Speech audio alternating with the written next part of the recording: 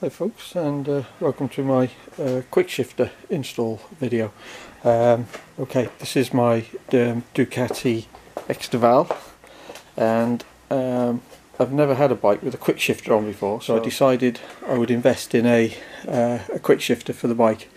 Like I say, I've never tried one before, and I do have a bad leg, so I thought it might even help me a bit riding the thing. So anyway, I did my research online. As I say, I've never had a Quickshifter, so I didn't really know which ones to go for. So I looked and looked, and there's that many up down shifters, just up shifters, so on and so forth. I would have liked a blipper, but they're quite expensive, so I'm just going to go with the upshifter for now and see how we get on. So I narrowed it down to two manufacturers basically. I won't name the other one because I don't think that's fair to do that, but there was one that had good reviews, but from what I understood from comments on YouTube and online, it required quite a bit of setting up to get it to work properly with the iPhone and stuff like that. Well, I don't even have a smartphone, so that's not going to work for me. I suppose I could find another way of doing it, but it just sounded like a bit of hassle. So then I got onto this one, Translogic, and the reviews were really good. People had swapped from the previous one that I was looking at to this one and said it was better, and it was more simple in that, you know, it was basically you just fit it and forget. So I quite like the idea of that. And also I like the idea that, you know, Translogic is a British company. I live in England, so you know, we should support our local industries if we can, and so that's why I chose this one. It was a bit more expensive than the competitor, but I think it suited my needs better. So that's it really. So I'm going to do a little bit of unboxing now, and we'll see what we've got, and then I'm going to make a start on fitting it. One of the things I've got to do on the Xdiavel, because the Translogic Quickshifter fits to the coils, and on this bike there are 4 coils and they're all underneath the tank.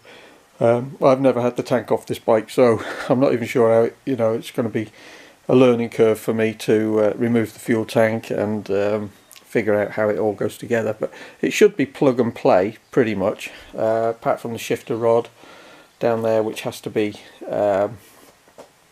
well, they supply you with a new shifter rod and you have to cut it to length and so on, and fit the sensor on there. So there's a bit to do. Whether I get it all done today or not is another question, but there's no rush.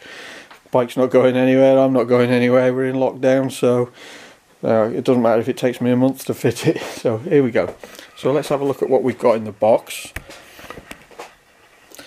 Okay.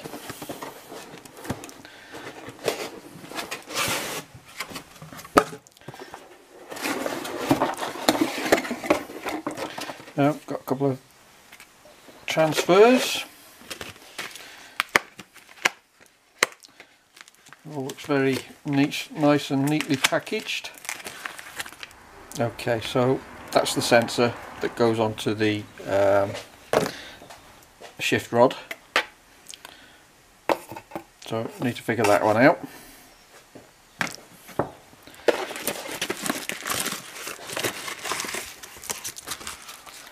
That's the actual unit itself, which, as you can see, is quite neat and small. That's not going to that can fit pretty much anywhere. I know it has to be away from heat and vibration and stuff like that. It's going to be tricky on a Ducati, but there we go. So that's quite a nice, neat little unit. There are some adjustments that you can make. You pull this rubber tab off here, and there's some adjustments in there that you can make if it's not working to your liking, which I think that for me that's a lot easier than trying to do it with a, you know, iPad or smartphone, which I don't even have anyway. So yeah, so that's that bit. And then the main wiring loom. You download the instructions offline, which I've done. Haven't printed them off yet.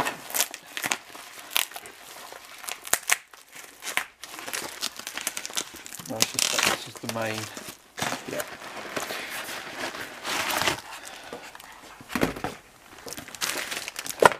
So I have spoken to Translogic and they told me that this wiring loom fits, I have to fit it to the ignition coils, and there are 4 coils on the Ducati.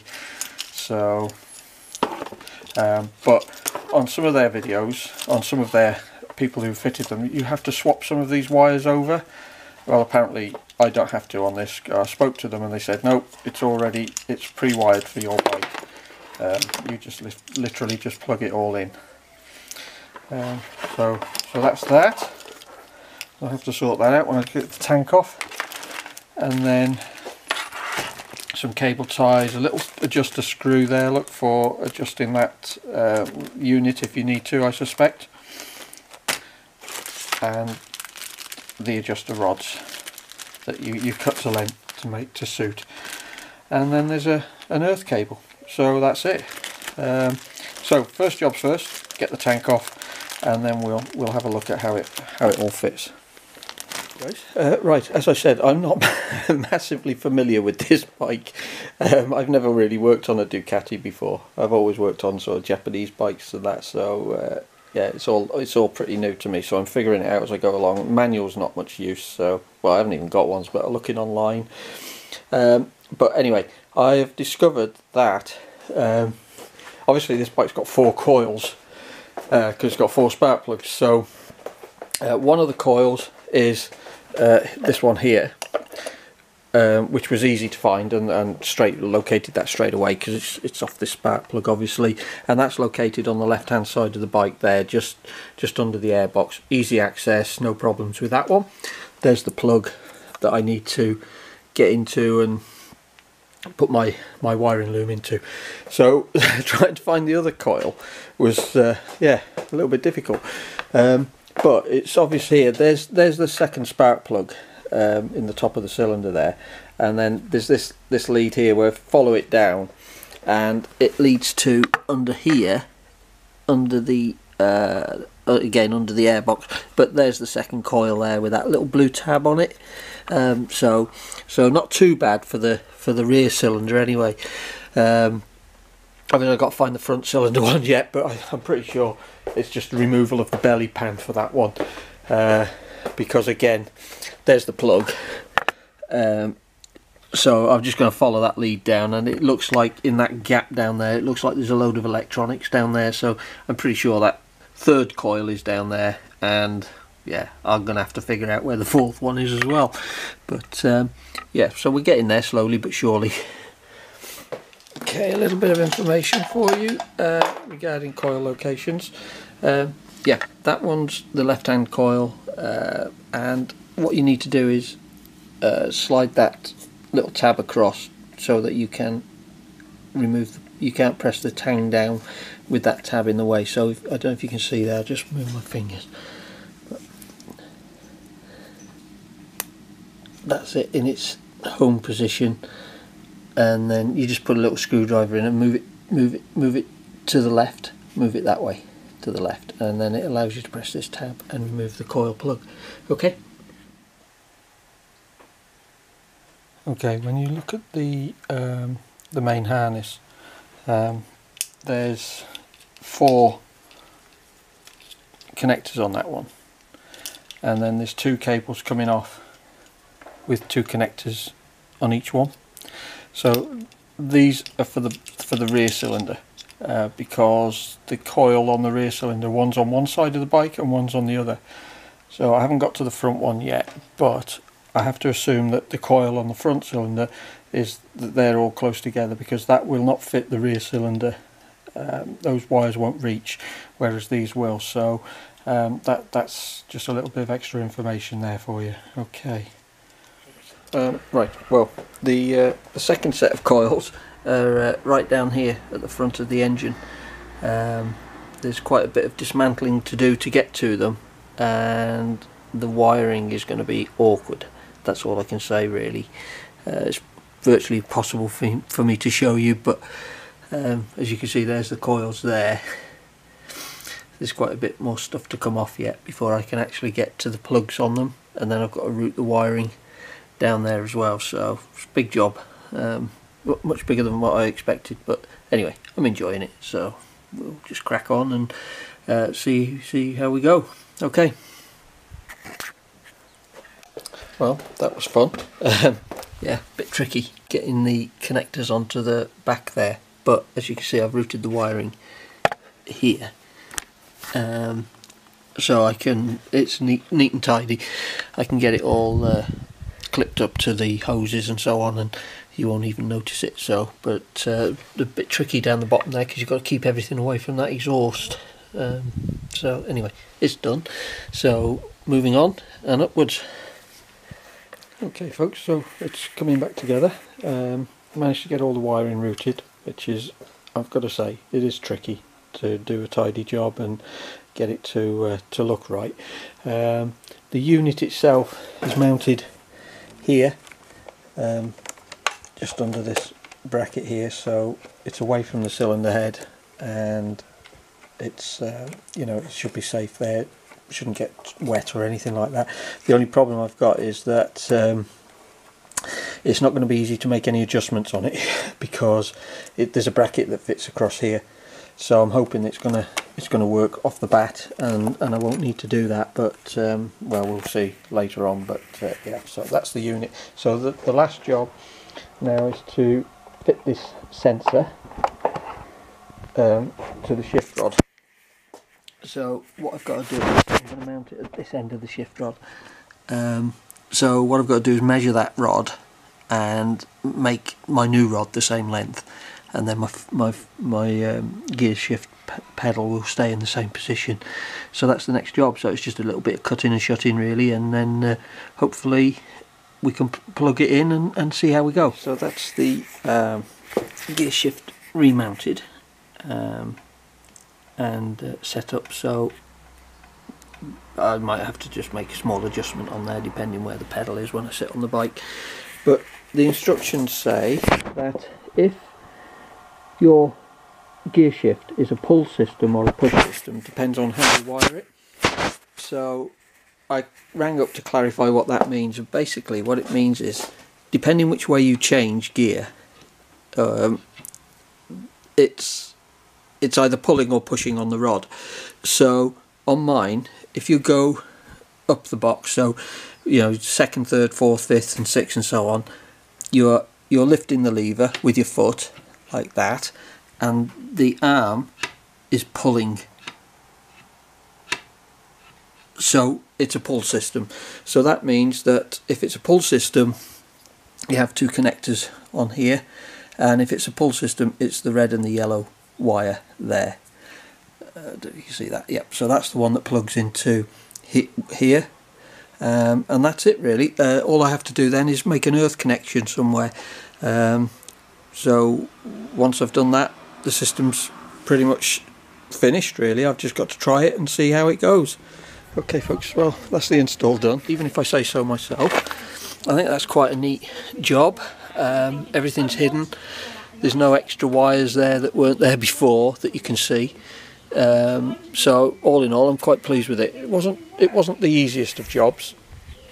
It was quite tricky, to be fair, but it's done. And like I say, I cannot not try it, if you know what I mean. I've got to go out and make sure that it's all okay. So that's what I'm just going to do. So I shall put a GoPro on and as I say, nip down the lane, have a quick go, and we'll see what it's like, because I've never used a Quickshifter before, so I'm really intrigued to see what it's like. Okay, let's try it. Oh yeah.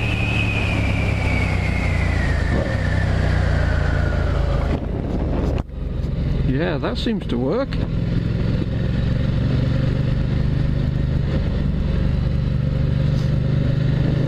See if it works on the downshift if I just blip the throttle and don't use the clutch. Yeah, maybe.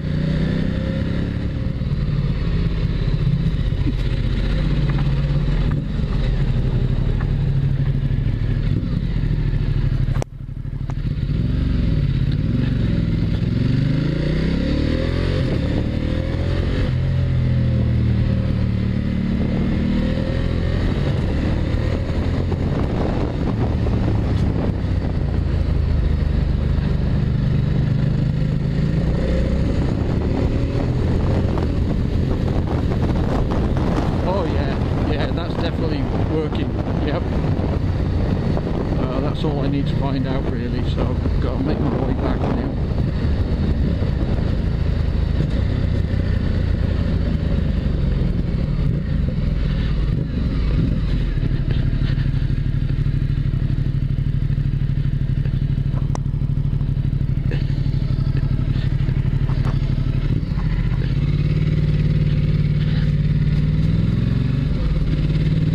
Right.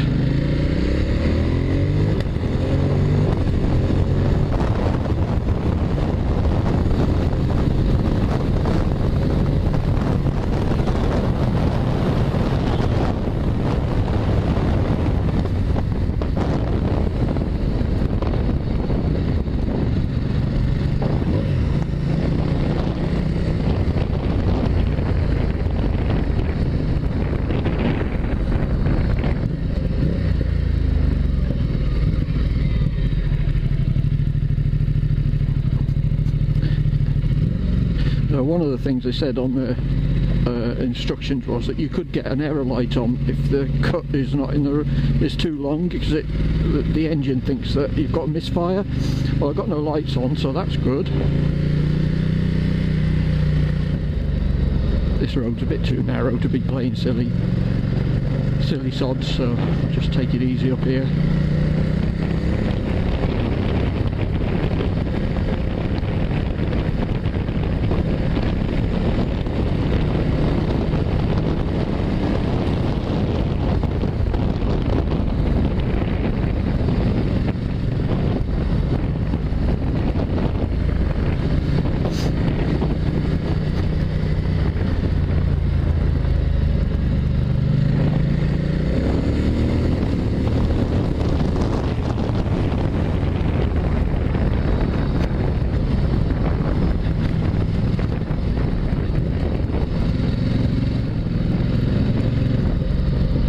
I think I'm going to enjoy that. It was a lot of effort to get it fitted, but I think it's worth it.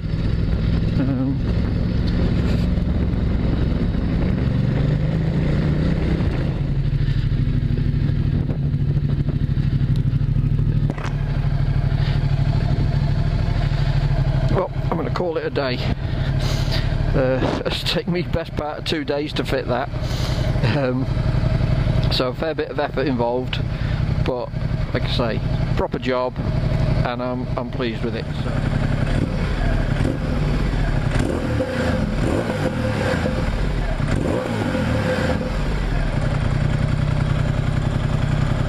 Thought I detected a little bit of a misfire then, but don't know, seems alright. Anyway, I'm going to call that a wrap, and get on to the next job, which is going to be to fit a new exhaust when it arrives. So that's going to be another big task and a learning curve for me. So, okay. Hope you enjoyed the video, and I shall catch you later.